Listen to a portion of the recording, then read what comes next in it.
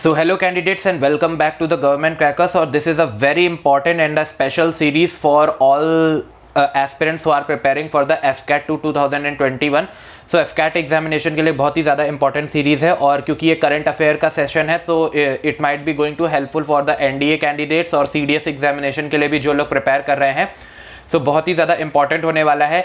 देखिए मैथ्स में तो आपको ट्रिक एंड टिप्स बताई जाती हैं कि क्वेश्चंस को कैसे सॉल्व करना है, बट ये जो सेशन है ये आपका स्टैटिक जीके का है, और डेफिनेटली आप लोग शॉक हो जाओगे कि जो ऑलमोस्ट आपकी UPSC के एग्जामिनेशन होते हैं, UPSC या फिर आपके और जो अलाइड इस तरीके के एग्जामिनेशन होते हैं, कॉम्पिटिटिव एग्जामिनेशन, इनमें जो क्वेश्चंस आपको दिए जाते हैं वो टोटली कॉन्सेप्ट बेस्ड क्वेश्चंस होते हैं।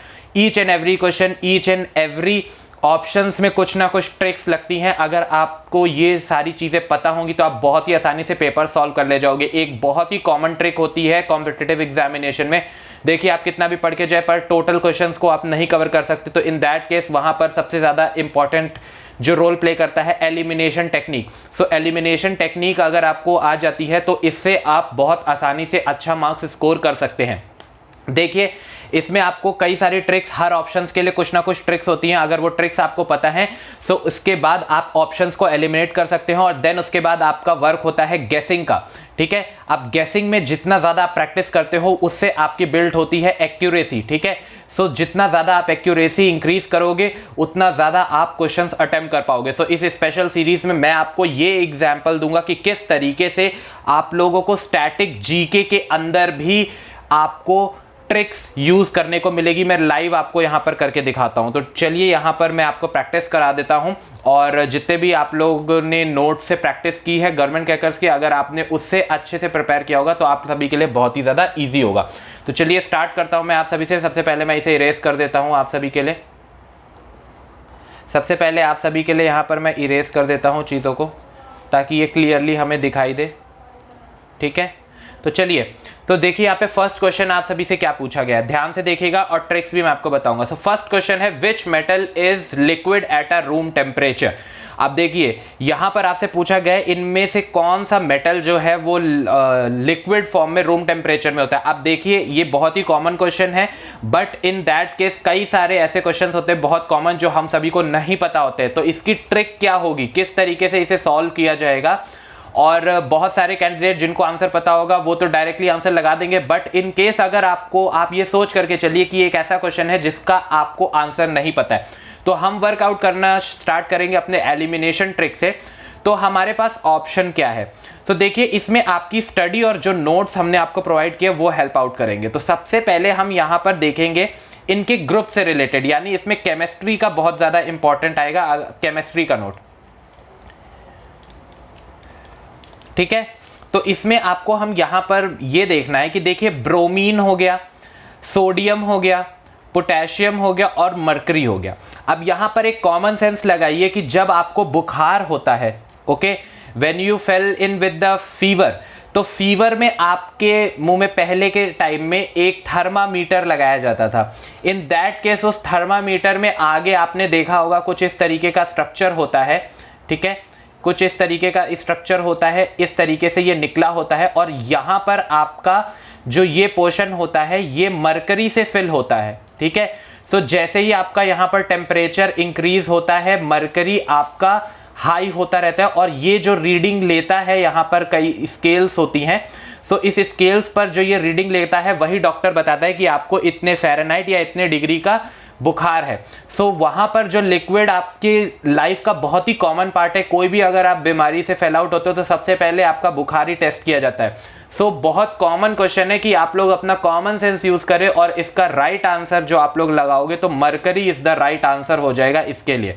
मोर ओवर आपको पता होगा कि सोडियम, पोटेशियम और ब्रोमीन के ग्रुप रिलेटेड अगर आपने प्रॉपर्टी पढ़ी होगी तो आपको ये पता होगा कि ये लोग रूम टेम्परेचर पे आपको लिक्विड में नहीं मिलेंगे, बट मरकरी आपको मिलेगा। तो इसकी शॉर्ट ट्रिक क्या हुई कि आप लोगों ने अपनी डेली लाइफ से इसमें ऑप्शन को एलिमिनेट किया है और आंसर निकाला है।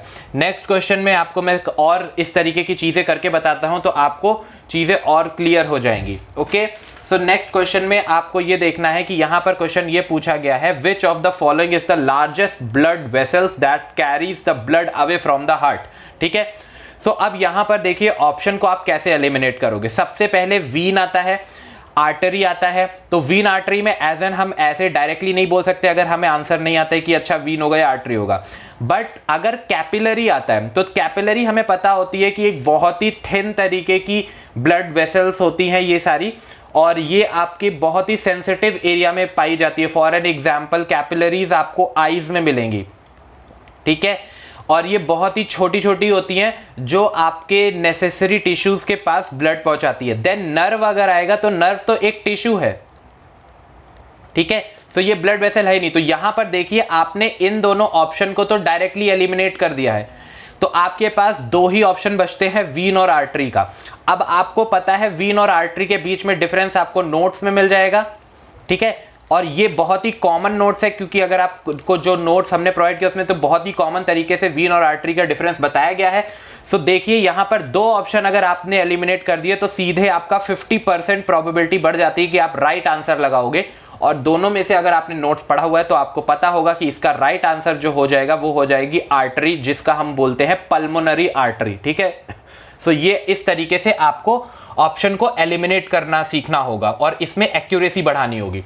देन इसके बाद एक और क्वेश्चन में मैं आपको ये ट्रिक अप्लाई करके दिखाता हूं। अब यहां पर देखिए बहुत ही प्यारा क्वेश्चन है और बहुत ही आसानी से क्वेश्चन सॉल्व हो जाएगा, ठीक है। Which of the following is not a member of the vitamin B complex, ठीक है।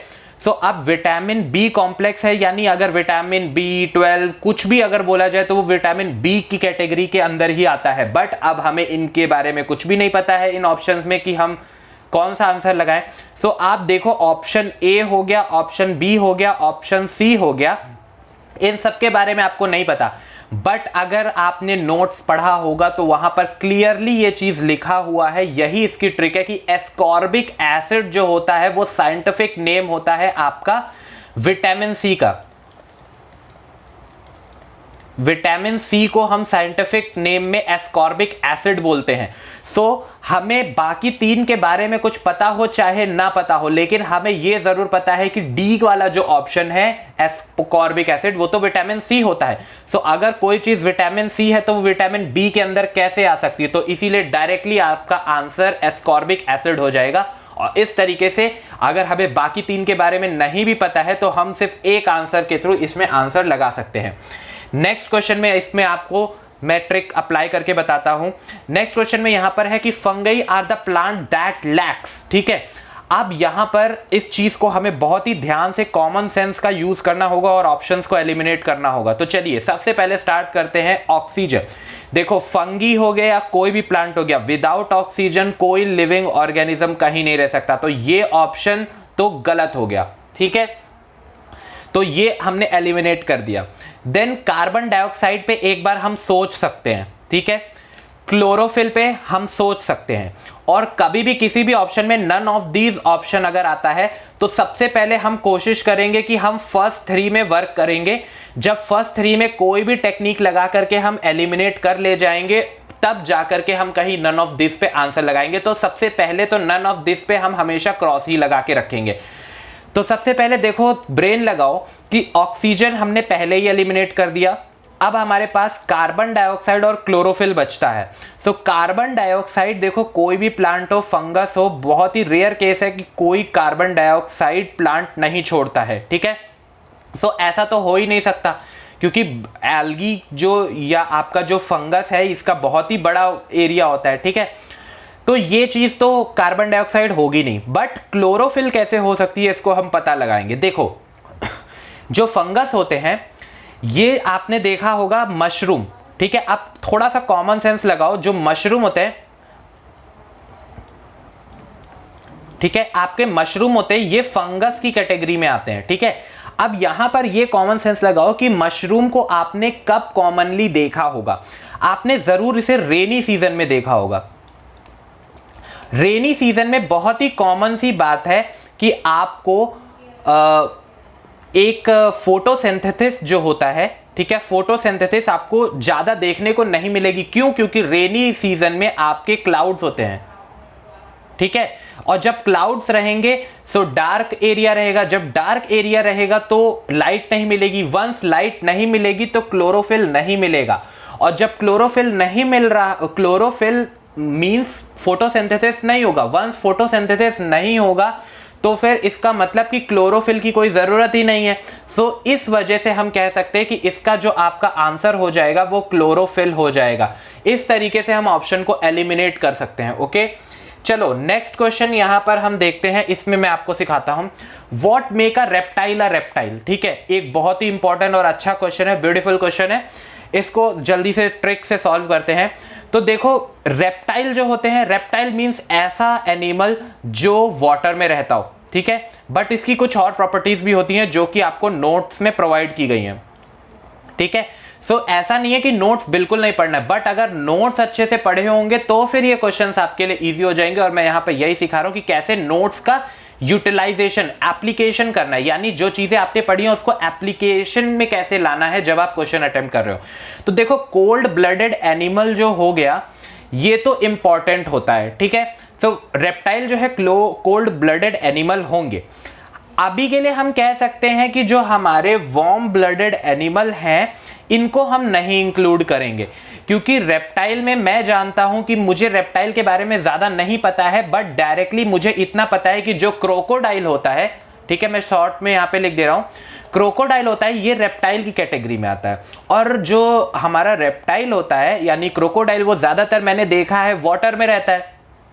ठीक है, सो वंस वाटर में रहेगा तो कोल्ड ब्लडेड एनिमल तो हो ही जाएगा, तो वार्म वाला तो हो नहीं सकता। तो ये मैंने यहां से एक एलिमिनेट कर दिया।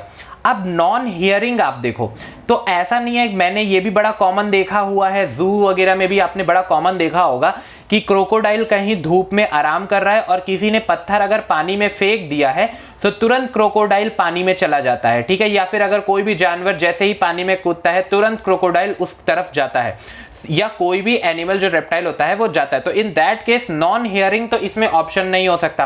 तो देखो, दो ऑप्शन मैंने कॉमन सेंस से एलिमिनेट कर दिया। अब लेइंग एग जो हो गया और कोल्ड ब्लडेड, इन दोनों के बीच में मेरा कंफ्यूजन है कि क्या ऑप्शन होगा। तो देखो, इससे मेरे को क्या हो गया, कुछ क्वेश्चंस में तो आप टोटली एलिमिनेट कर सकते हो और कुछ क्वेश्चंस में आप कम से कम 50% तक ला सकते हो। तो 50% तक अगर आप ले आ रहे हो तो ऑलमोस्ट आपके चांसेस, अगर आप 100 स्कोर करते हो तो इसको आप 150 तक आराम से ले जा सकते हो। ठीक है, अब यहां पर देखो कि ये कोल्ड ब्लडेड एनिमल है, तो कोल्ड ब्लडेड तो सही होता है रेप्टाइल की केस में, बट ऐसा भी है कि कुछ रेप्टाइल्स, ये देखिए यहां पर मेरी नोट्स की नॉलेज काम आ रही है कि कुछ रेप्टाइल्स ऐसे भी हैं जो वार्म ब्लडेड भी होते हैं, बट सारे नहीं होते, इसलिए मैंने ये ऑप्शन पहले ही एलिमिनेट कर दिया था। बट यहां पर नोट्स की नॉलेज काम आएगी कि कुछ रेप्टाइल्स कोल्ड ब्लडेड तो होते हैं मोस्ट ऑफ देम, और वार्म ब्लडेड भी होते हैं। सो एग लेइंग जो हो गया ये सबसे ज्यादा इंपॉर्टेंट है, और आपने देखा भी होगा कि क्रोकोडाइल और बाकी जो रेप्टाइल्स हैं उनका जनरल फॉर्म भी एग लेइंग होता है। तो इसीलिए मैं ऑप्शन इसमें लगाऊंगा most probable on an average basis egg laying. तो ये ट्रिक हो गई इस क्वेश्चन की। चलो नेक्स्ट क्वेश्चन। अब यहां पर कॉमन सेंस आपको लगाना है, आप लोग ट्राई करो। विच of the following is an airborne disease, disease से रिलेटेड क्वेश्चन आ सकते हैं। सो देखो, ये चाहे सीडीएस एग्जामिनेशन है, चाहे एफकैट एग्जामिनेशन है, या और आप किसी भी गवर्नमेंट एग्जामिनेशन में जाओगे तो इस तरीके से आपके एप्लीकेशन को टेस्ट किया जाता है कि जो चीजें आपको बताई जा रही है उसको कितना अच्छे तरीके से आप एप्लीकेबल कर सकते हो। अब देखो, यहां पर इनमें से कई सारी ऐसी डिजीज होंगी जिनके बारे में आपने कभी नाम ही नहीं सुना होगा। तो सबसे पहले मैंने आपको क्या बताया है कि नन ऑफ दीज वाले ऑप्शन को आप पहले एलिमिनेट कर दो। ठीक है, एलिमिनेट इन द सेंस कि अगर मैंने इन तीनों में से मैं इन्हें एलिमिनेट कर पाता हूं तभी मैं नन ऑफ दीज पे लगाऊंगा, वरना नन ऑफ दीज पे नहीं लगाऊंगा। तो अभी के लिए मैं मान के चलता हूं कि इसे मैं एलिमिनेट कर रहा हूं। अब यहां पर देखो, टाइफॉइड जो होता है वेरी कॉमन, हम सबको पता है कि ये वाटर से होता है। ठीक है, वाटर से रिलेटेड ये डिजीज है, बहुत कॉमन सुनने में आता है, तो इसीलिए ये चीज तो मैंने एलिमिनेट कर दी। अब सबसे ज्यादा इंपॉर्टेंट होता है आपका ऑप्शन ए, और ऑप्शन सी में मैं कैसे करूंगा एलिमिनेट। अब एयरबॉर्न डिजीज है तो पिंक आई जो है, क्योंकि बहुत ही कॉमन डिजीज नहीं है, कुछ ऐसा कभी सुना नहीं है, और क्योंकि आई रिलेटेड डिजीजेज है और ऐसा कुछ सुनने में नहीं आया, तो मैं कह नहीं सकता कि ये पिंक आई जो है ये एयरबॉर्न डिजीज होगी, और इसमें मैं इसे एलिमिनेट करूंगा as an on an average अपनी थिंकिंग के हिसाब से। देन अब मेरे पास ए का ऑप्शन बचता है और डी का ऑप्शन बचता है, बट क्योंकि मैं ए को एलिमिनेट नहीं कर पा रहा हूं, सो मैं ऑप्शन इसमें ए ही टिक लगाऊंगा, डी को मैं एलिमिनेटेड ही रखूंगा। सो इसीलिए इस हिसाब से मैंने ये ट्रिक अप्लाई करके इसमें ऑप्शन ए को करेक्ट किया है। नेक्स्ट क्वेश्चन बहुत ही इंपॉर्टेंट है आप सभी के लिए और काफी कॉमन भी होगा। तो यहां पर which organ of the body produce the fluid known as bile. अब देखो ये इतना कॉमन क्वेश्चन है ना कि इसमें आपको बिल्कुल भी किसी भी तरीके का कोई भी आपको गलती करने की जरूरत नहीं है। इसमें तो डायरेक्टली आपके नोट्स काम आएंगे, ठीक है। सो नोट्स यहां पर आप डायरेक्ट अगर नोट्स पढ़े होंगे तो ऑप्शन ए लगा दोगे कि लीवर हो जाएगा, और नहीं तो आप टाइम वेस्ट करोगे कि किडनी, गॉल ब्लैडर, पैंक्रियाज, ये सब चीजों का थोड़ा फंक्शन तो आपको पता होना चाहिए। बहुत ही कॉमन क्वेश्चन है, कई बार पूछा जा चुका है, तो डायरेक्टली इसमें तो हम ट्रिक यही लगाएंगे भाई कि इसमें डायरेक्ट नोट्स का इंप्लीमेंटेशन करेंगे। नेक्स्ट क्वेश्चन जो होगा हमारे लिए यहां पर वो होगा विच of the following hormone is an steroid, ठीक है। अब स्टेरॉइड से रिलेटेड बहुत ही इंपॉर्टेंट क्वेश्चन और बहुत ज्यादा ट्रेंडिंग में भी है। सो अब देखो स्टेरॉइड्स जो होते हैं, जब आपने नोट्स पढ़ा होगा तो आपको ये पता चला होगा कि जो स्टेरॉइड्स होते हैं वो जनरली आपका रिप्रोडक्टिव ऑर्गन से रिलेटेड होते हैं, ठीक है। रिप्रोडक्टिव ऑर्गन से रिलेटेड आपके स्टेरॉइड्स मेनली यूज में आते हैं। सो अब इंसुलिन जो हो गया ये तो कोई रिप्रोडक्टिव हमारा होता नहीं है, ठीक है। इंसुलिन वेरी कॉमन, हम सबको पता होता है कि ये बेसिकली शुगर कंट्रोल के लिए होता है। अब ग्लाइकोजन जो हो गया और ऑक्सीटिन, ठीक है, तो ग्लाइकोजन तो होगा नहीं क्योंकि ये भी जो है शुगर का ही एक फॉर्म हो गया। अब ए और डी में मुझे कंफ्यूजन है, बट एस्ट्रोजन जो है इसके बारे में तो बहुत कॉमनली मुझे पता है कि ये फीमेल का रिप्रोडक्टिव ऑर्गन इस हार्मोन को रिलीज करता है। और मैंने पहले ही बता दिया कि जो स्टेरॉइड्स होते हैं ये रिप्रोडक्टिव ऑर्गन्स जनरली आपके प्रोड्यूस करते हैं। सो मेल में टेस्टोस्टेरोन और फीमेल में oestrogen. So in that case option A को डायरेक्टली यहां पर टिक लगा देंगे और हमारी जो ट्रिक है यहां पर वर्क कर जाएगी। सो आई होप आप सभी को समझ आ गया होगा कि किस तरीके से हमें अपने नोट्स को पढ़ना है और कैसे हमें और अच्छे अच्छे ट्रिक्स को अप्लाई करना है। ऐसी बहुत सारी ट्रिक्स अवेलेबल हैं। सो आप ज्वाइन कर सकते हैं गवर्नमेंट क्रैकर्स का गाइडेंस प्रोग्राम। इंस्ट्रक्टर हमारी कविता मैम है और आपको इसके लिए ज्वाइन करना होगा। जो नोट्स मैं आपको बोल रहा था कहाँ मिलेंगे, गवर्नमेंट क्रैकर्स का ऐप डाउनलोड कर लीजिए, वो ऐप स्टोर और गूगल प्ले स्टोर दोनों जगह अवेलेबल है। और जैसे ही आप डाउनलोड करोगे तो आपको सारे नोट्स वहां पर मिल जाएंगे। इस स्टोर्स में आपको सारी चीजें आपको अवेलेबल मिलेंगी। इस तरीके से जहां तक रही करंट अफेयर की बात, तो करंट अफेयर का जो ये क्रैश कोर्स हम चलाते हैं, करंट अफेयर्स जो आपके सारे इंपॉर्टेंट करंट अफेयर्स को कवर करती है, इसका भी एक क्रैश कोर्स चल रहा है जिसमें पार्ट वाइज चीजें रिलीज होती है मंथ की। सो आप इसे भी फॉलो कर सकते हैं और मुझे लगता है ये पूरा सेशन आप सभी के लिए बहुत ही ज़्यादा इंपॉर्टेंट रहा होगा। आप सभी को चीज़ें भी समझ आई होंगी। आप लोग ज़रूर कमेंट्स में बताइएगा कि और किस टॉपिक के ऊपर आपको वीडियोस चाहिए। बाकी आपको सारी असिस्टेंस गवर्नमेंट क्रैकर्स के ऐप के ऊपर अवेलेबल है। तो आप लोग अपनी प्रिपरेशन स्टार्ट करिए। जिस तरीके से नोट्स आपको बताए गए हैं उसे आप रीड आउट करिए और इस तरीके के कॉम्प्रिहेंसिव बहुत सारे प्रैक्टिस सेट आपको आपके मटेरियल में मिले होंगे। तो प्रैक्टिस करिए और इस बार विथ फ्लाइंग कलर्स आप अपने एग्जामिनेशन को क्लियर करिए फर्स्ट अटेम्प्ट में। और जो लोग पहले भी अटेम्प्ट दे चुके हैं दिस टाइम वो डेफिनेटली क्लियर करें। We hope for the best. So मैं मिलूंगा आपसे बहुत ही जल्दी एक अनदर इंपॉर्टेंट एंट्री के अपडेट से related. Till now Jai Hind to everyone.